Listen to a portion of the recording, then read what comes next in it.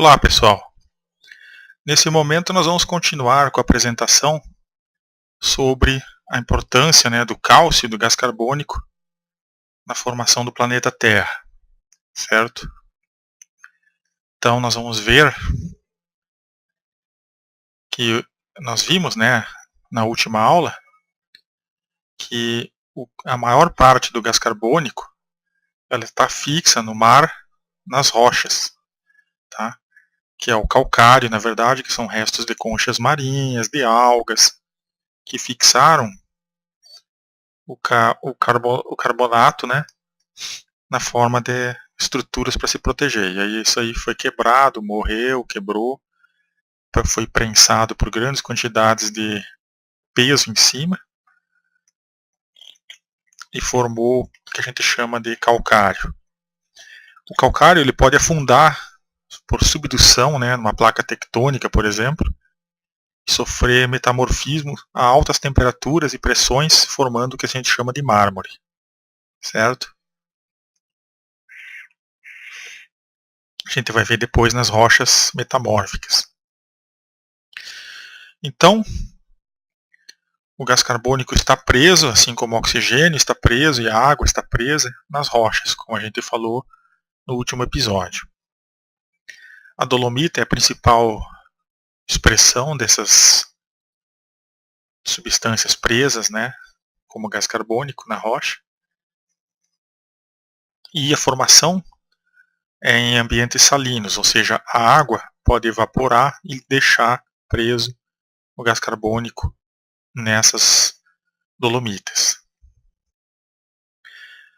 Ou via animais, como eu falei, O carbonato de cálcio ele é secretado, ele é juntado por secreção de proteínas pelos animais, formando uma espécie de proteção conchas, Ou também a formação do carbonato de cálcio pode ser pela decomposição de algas, fezes de animais, tá? Outra forma de se precipitar essas substâncias pela ação da água, Então nós podemos ter uma água rica em magnésio e a água vai passando por certos lugares, como cavernas, e deixando esse magnésio, pequenos gotejamentos, vai ficando magnésio preso à rocha já formada. Tá? Muito bem. Então aí está a dolomita.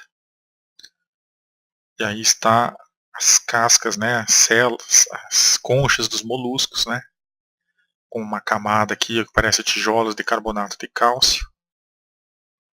E é realmente uma espécie de crescimento aqui, ó, tá? Tem um fluido na parte interna da concha, esse fluido vai precipitando, vai ficando mais seco e vai precipitando o carbonato de cálcio aqui. Tá? Muito bem. E aí estão as proteínas que eu falei que são importantes nesse processo de formar a concha dos animais. Opa, aqui passou por trás, mas tudo bem. Deixa eu só fazer aqui para vocês depois poderem ver. Tirar aqui, ó. E vamos continuar aqui. Vocês podem ver essa figurinha aqui, ó. Aí, ó. Então aqui tem todo o ciclo do carbonato de cálcio no oceano, tá? Para vocês observarem aí. E quem não estudou já aproveita e estuda um pouco de inglês, tá? Então as conchas são decompostas, quebrando o carbonato de cálcio, liberando o gás carbônico. E o cálcio vai se comportar junto com outras moléculas, como água, gás carbônico que está na água, e vai originar uma série de reações com ácido carbônico aqui, ó, e vai precipitar o cálcio. Tá? Em outra situação, de alta temperatura e baixa pressão, tem outras reações aqui, ó, de separação do carbonato de cálcio, oferecendo calor. Tá? Tudo isso vai levar o cálcio a ser dissolvido e é precipitado no fundo do oceano. Aqui é o que acontece com a decomposição das conchas. Ó. É uma rocha sedimentar biológica. A dolomita pode ser originada pelo acúmulo, né, de conchas, quebramento de conchas velhas e depois formando essa bonita rocha, né? Parece até uma obra de arte, né? Com as conchas, ainda algumas mais bem preservadas no meio da massa de dolomita. Muito bem. E aqui outro processo que eu havia comentado, né? A lenta deposição nas estalactites em cavernas do cálcio, formando também belas paisagens aí. Muito comum isso aqui na região de Sete Lagoas, em Minas Gerais, próximo a Belo Horizonte. Aqui tem texto em inglês para quem quiser se aprofundar, falando sobre como poderia se originar o processo de criação da dolomita. Ainda é um pouco debatido, né? Como é formada essa rocha. Só vou deixar aqui a título de curiosidade para vocês. Tá?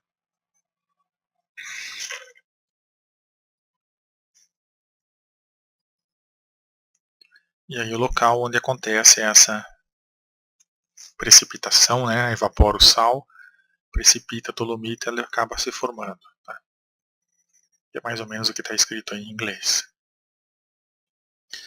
Aqui é a região do litoral do Rio de Janeiro onde ocorre esse processo. E aqui as reações químicas, né? Partindo de óxido de cálcio com gás carbônico, formando carbonato de cálcio. Ele pode ser hidratado, tá? Formando aqui uma base, né?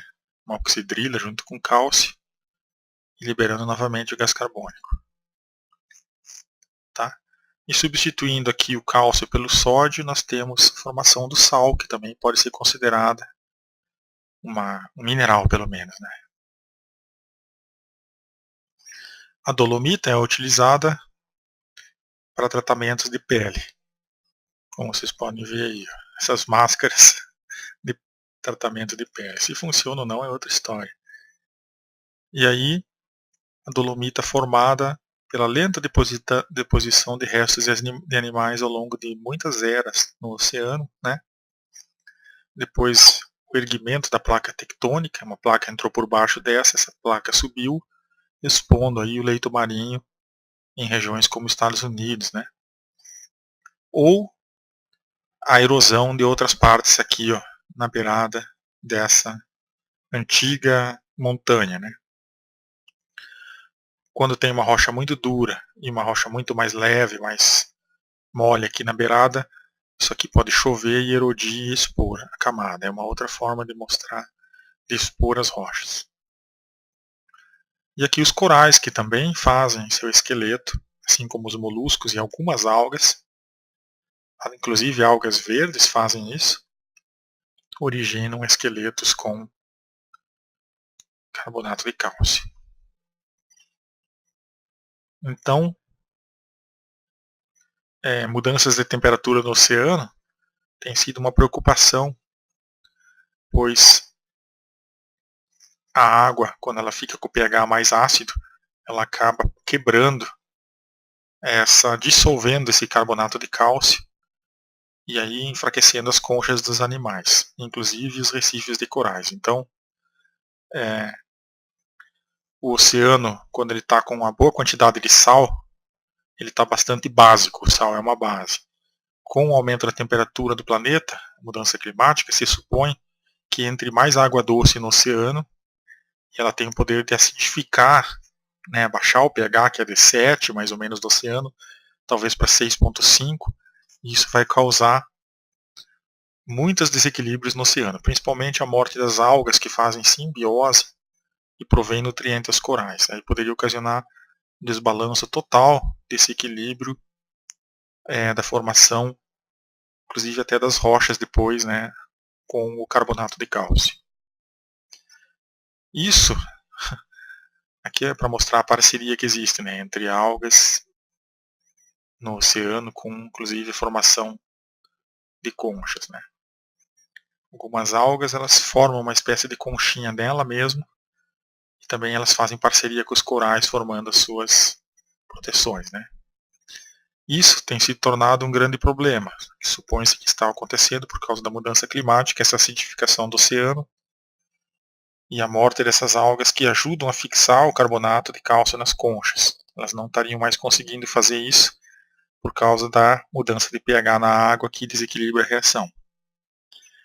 E aí supõe-se que por isso está morrendo aí os corais nas áreas tropicais do oceano. Aqui eu não vou entrar muito em detalhes dessas complicadas reações aqui, né? Do gás carbônico gasoso, passando para aquoso, depois hidratado, formando um ácido carbônico aqui instável, que se decompõe de novo, vai perdendo aqui, ó, né, elétrons, até reagir com o cálcio que está presente no mar, formar o carbonato de cálcio. Depois ele vai entrar no coral, no esqueleto do coral, depois o coral morre e aí libera o cálcio de novo. Então o oceano é um sistema de retroalimentação, ou seja, essas reações acontecem em cadeia e a morte do coral vai talvez mudar o pH do oceano de novo, tornando novamente viável a produção de novos corais, se isso não for um efeito muito forte da mudança climática. Então existem alguns organismos que utilizam, né, o gás carbônico liberando cálcio. Tá? É uma reação de liberação de pH e algumas algas, né, capturam o cálcio do mar para formar esses esqueletos. Então essa é a dinâmica da formação de rochas sedimentares, como o calcário, e depois sofre metamorfismo e origina o mármore. Tá? Então são rochas de formação biológica. Tá? E minerais também formados por processos biológicos, o que desafia um pouco o conceito de mineral e de rocha, né? Pois a gente vai ver mais adiante definições mais claras sobre o que seriam realmente minerais e rochas. E para alguns autores, todos esses processos que passam por animais não deveriam ser considerados minerais ou rochas, por exemplo. Mas aí vai de autor para autor, né? Por exemplo, o calcário, o mármore não deveriam ser consideradas rochas porque passaram por processos biológicos. Por exemplo, o carvão vegetal, ele não é considerado um mineral, né? Porque ele advém de vegetais em um processo biológico de fixação do gás carbônico pela fotossíntese. Já aqui, a dolomita é considerada um mineral. Então, existe falta de consenso em o que é mineral e o que não é mineral ainda. Certo?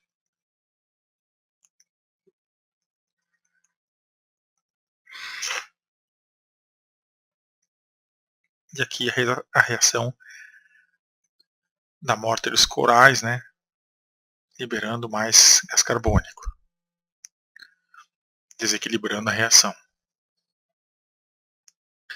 E várias consequências aí, mais uma bibliografia para vocês se aprofundarem nesse assunto.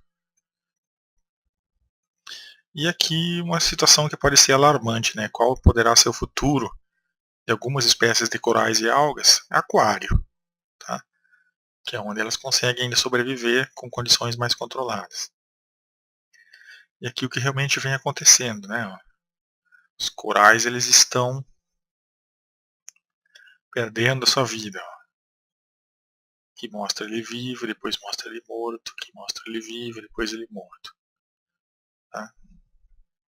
Aí, ó, 1996, vivo, 97, morrendo. Tá? Aqui tem outra foto, 2001, 2002, 2004, deu uma recuperada. Pode ser um processo dinâmico. Então, além de liberar cálcio, quando o coral morre, ele libera muito gás carbônico. Tá? E isso contribui para o aquecimento global também.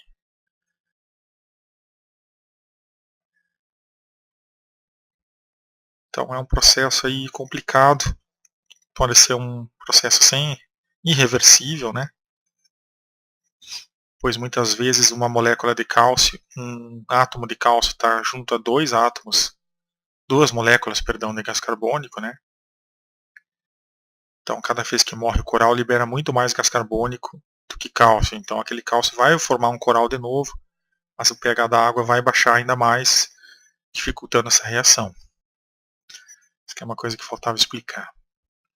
Isso interessa, essa questão do aquecimento global atrapalhar na dinâmica da fixação do cálcio e do gás carbônico nas conchas e depois no calcário, interessa a todos nós, né? Porque se isso acontecer, a gente vai perder os recifes de coral, vai perder muito peixe, vai ter um desequilíbrio também nos estoques pesqueiros.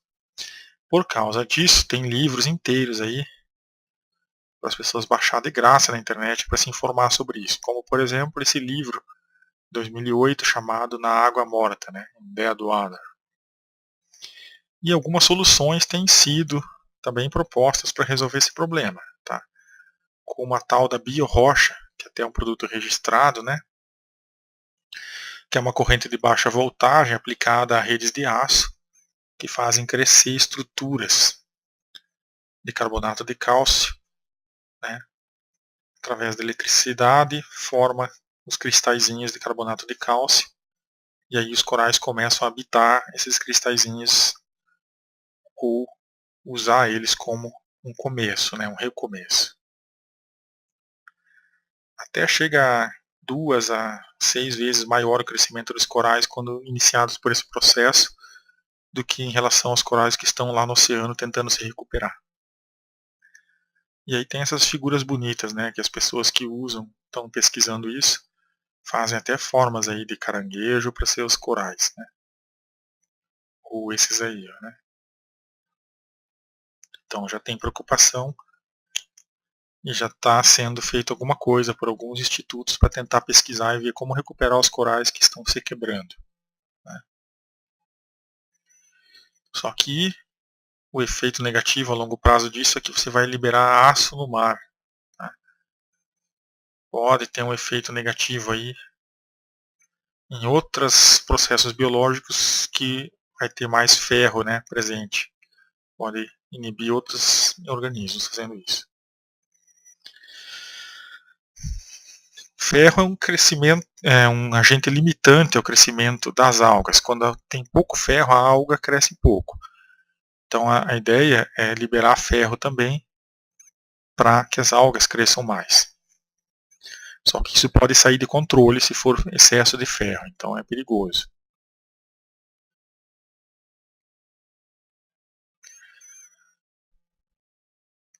E aí, é exatamente o que eu falei aqui, tá aqui, ó, tá. Parece um tiro pela culatra isso. Aí tem uma outra questão, que é um debate se a gente deveria realmente estar fazendo essas coisas com os recifes de corais ou simplesmente deixar ficar só aqui, ó, esperando que a natureza faça seu trabalho sozinha e se ajuste sozinha. Tá? Agora nós vamos falar um pouco da água, né, nas rochas. A água corre em grande quantidade no mar, né? Somente 0,01% da água está nos rios e lagos. A outra parte expressiva, né, está na forma de gelo, na Antártida e na Groenlândia, né, no Ártico. E ela permeia, né, vários processos biológicos, daí a sua importância. Aqui é um mapinha mostrando onde que pode faltar água. Quanto mais vermelho, maior a falta de água aqui. Ó.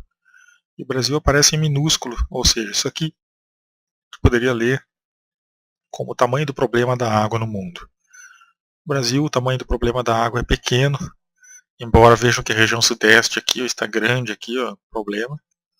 E a Amazônia não há problema, né? Canadá não tem problema com água, Estados Unidos tem um pouco. Aqui Oriente Médio, né, Índia, gravíssimos problemas com água, China também. E a Europa também no vermelho. Então, tem um outro processo aqui do aquecimento global em relação à dinâmica da água na Terra que nos preocupa. que quanto mais aquece a atmosfera, maior o derretimento do gelo, né? Mais nuvens e menos luz para as algas fazer fotossíntese. Poderia reduzir o fitoplâncton e fome na cadeia alimentar dos oceanos. Então, além do problema dos corais, tem esse problema aqui também com as algas. Então, agora a gente vai falar um pouco mais sobre tectônica de placas, que é uma parte importante da dinâmica do planeta Terra. Isso foi descoberto no século passado, né, ou no século anterior ainda, nos anos 1800, por alemães, né, Wegener e outros cientistas, que foram os primeiros a olhar o mapa, né, do planeta e pensar que há um tempo passado alguns continentes estavam colados, como o caso bem visível aqui, América Latina e a África, né. Por exemplo, o litoral de São Paulo aqui se encaixaria perfeitamente onde é hoje quase o deserto da Namíbia aqui, né. Então, como eu falei no outro episódio, né, o nosso planeta é composto por uma grande massa de magma, né, de lava derretida. Os continentes estão flutuando em cima de forma instável, né, se movendo, se ajeitando, uns afundando, outros emergindo, uns colidindo com os outros, tá? E pode acontecer como aqui na Índia, de nenhum continente afundar, um continente não afundar em relação ao outro. Alguns continentes afundam para baixo dos outros, né, e outros continentes, quando colidem, os dois se erguem, né, que é onde está criando aqui o Himalaia. E também aqui a Cordilheira dos Andes. Nessas regiões ocorre esse fenômeno. Aqui, onde os continentes estão se separando, existe uma grande cadeia de montanhas submarina, né, cadeia de vulcões, perdão, submarinos. Então não tem nenhum continente colidindo aqui, eles estão indo em direções opostas, aí racha, abre aquela ferida, expondo o magma. A gente só não vê essa imensa cadeia de vulcões aqui, subterrâneos, subaquáticos na verdade, por causa da profundidade do oceano, mas aqui tem uma grande atividade no meio do Oceano Atlântico. Aqui é como está a topografia do planeta hoje, né? Onde que existem as maiores cadeias de montanha, onde que existem as maiores profundidades no oceano, né? Para a gente ter uma ideia de onde que essas placas estariam colidindo uma com as outras, as duas se levantando, e onde está aqui, separando-se as placas. Bom, aqui mais a título de curiosidade essa informação, que é a entrada da luz e água, né, nos ecossistemas e como eles são produtores ou não conforme os ecossistemas, né. Então aqui, quantas gramas de biomassa, né, é produzida por metro quadrado por ano nos ecossistemas. O porquê que a gente deve se preocupar com a dinâmica do derretimento do gelo e a acidificação dos oceanos. Porque os recifes de coral e as algas são o segundo maior ecossistema produtor de biomassa para o nosso planeta.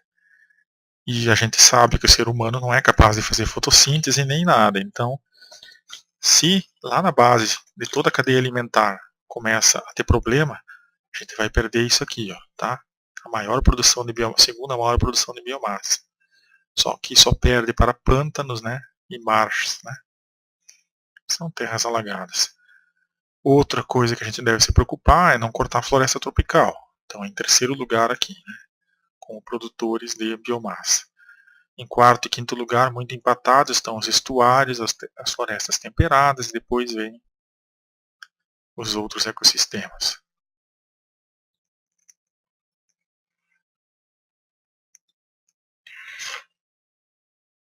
Aqui é uma outra forma de enxergar mais ou menos o mesmo assunto. Agora a gente vai falar um pouco sobre como a atmosfera e o clima, né, como o vapor d'água se precipitando sob a forma de chuva, o clima e essas questões podem influenciar na dinâmica de formação dos solos e de rochas. Tá? Então, em qual lugar do planeta existe a maior variação de temperatura, né? A gente pode ver que as menores variações de temperatura estão aqui, ó, na linha do Equador. Então a gente sabe que uma rocha não é uma coisa que é inquebrável, né? Se você tem verões muito quentes e invernos muito frios, a rocha tende a quebrar, tá? Ao longo de anos e anos expondo isso. Tá? Então a variação, né, a amplitude da variação da temperatura é um bom fator para entender a formação de rochas. E essa dinâmica ela é maior nas áreas mais limítrofes aqui, né, mais ao norte e ao sul do globo. Só que as rochas se quebram e formam depois os solos, não só dependendo da temperatura, também depende da água, né? Depende do ar, ventos, a chuva, tudo isso faz os rios, né, erodem as pedras rolam, rolam até se transformar em areia, que é o nosso fundo aqui, ó, da apresentação. Então, se a gente olhasse só pela temperatura, variação de temperatura, para quebrar, fazer o intemperismo das rochas, ela ocorreria de uma forma maior aqui, no norte e no sul. Mas como no Equador chove muito, isso também é importante, acaba que vai equilibrando um pouco essa questão da velocidade em que é convertida uma rocha até formar areia. Outras questões são a circulação de ar na atmosfera, né? A gente sabe que tem muita influência também do intemperismo de rochas, né? As tempestades, as enxurradas, raios, várias coisas aí influem. Quanto chove, ó, no nosso planeta? Regiões onde chove muito, vai ocorrer muita formação de rochas sedimentares, que são aquelas rochas que são levadas por processos como erosão e depois acumuladas em outros lugares, e depois soterradas e sofrem grande ação de pressão, né? Formando depois, por exemplo, o arenito se forma desse jeito, né? Então tem tudo isso também, né? Aqui, por exemplo, como pode variar, né, em função da altitude, ó, o quanto chove, tá?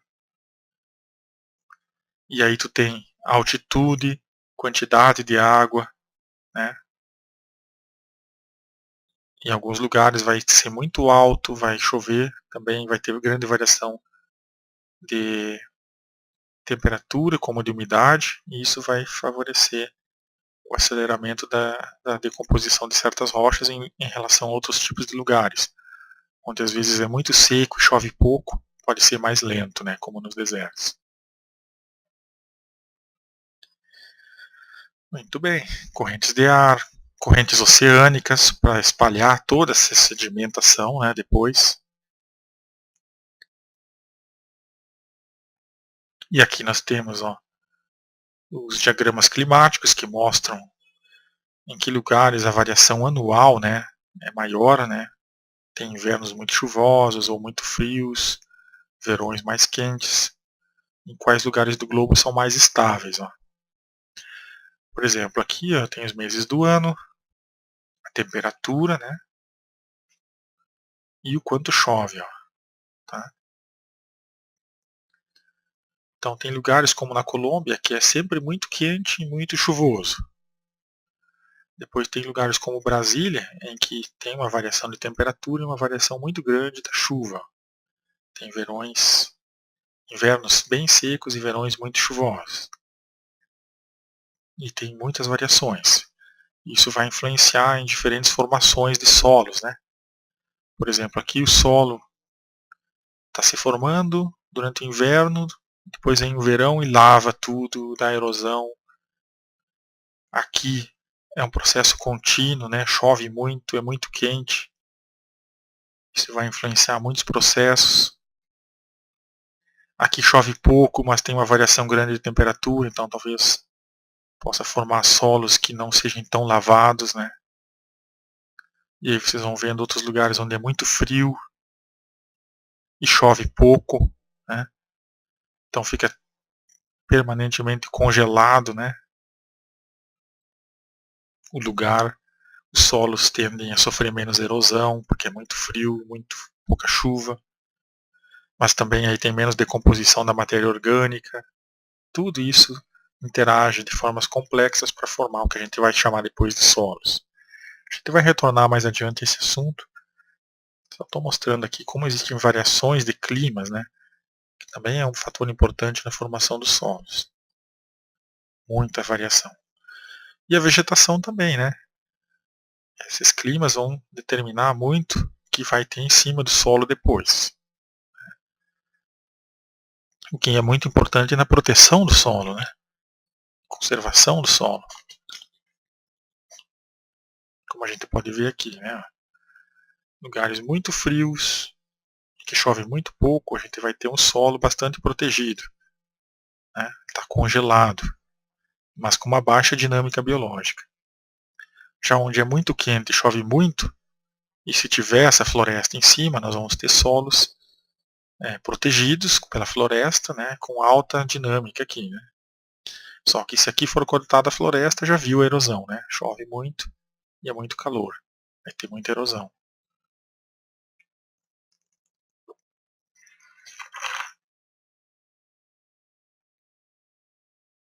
Bom, aqui tem uma outra parte sobre mudanças climáticas, mas eu não vou falar sobre isso nesse momento. Vou fazer um pequeno intervalo aqui e vou pensar no que eu vou falar mais até o fim da palestra. Bom, muito bem. Decidi não falar mais nada e encerrar por hoje esse assunto, tá? Um grande abraço para vocês.